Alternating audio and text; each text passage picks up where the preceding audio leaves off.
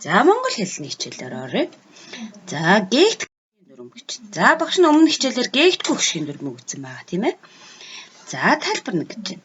Гээгүүлэгчээр төгссөн үгэнд урт гişгээр эхэлсэн залгуур залгахад сүүлчийн гээгүүлэгчийн өмнөх балархайх шиг гээгтнэ гэж.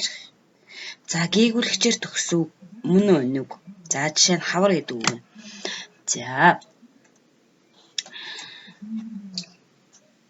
За гээгүүлэгчээр төгссөн үгэнд урт гişгээр эхэлсэн залгуур залгахад сүүлчийн гээгүүлэгчийн өмнөх балархайх шиг гээгтнэ. За тайлбар 2.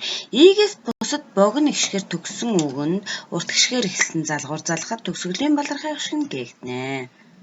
За энийг бид нар мэднэ тийм ээ. За тайлбар 3.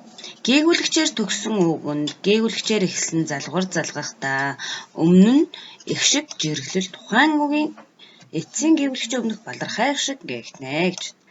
За дэвтэр дээрээ тайлбар энэ дүрм бүгдийг бичиж аваад жишээ үгнүүдийн бүгдийг 2 мөр бичиж нүдлэн тогтоош хүүхдүүдээ.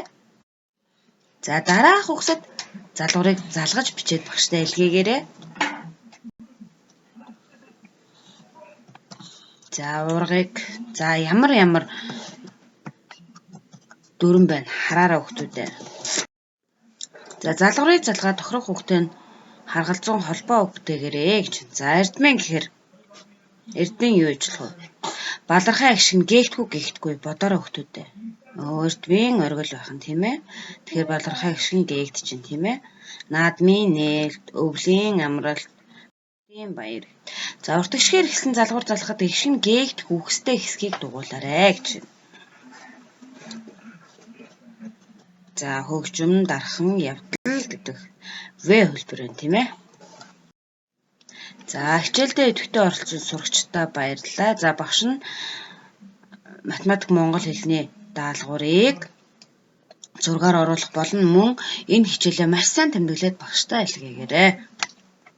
За гэрээсээ гарахгүй, гэртээ гараа угаагаад ерөөсө гэрээс гарахгүй шүү. За хүүхдүүдээ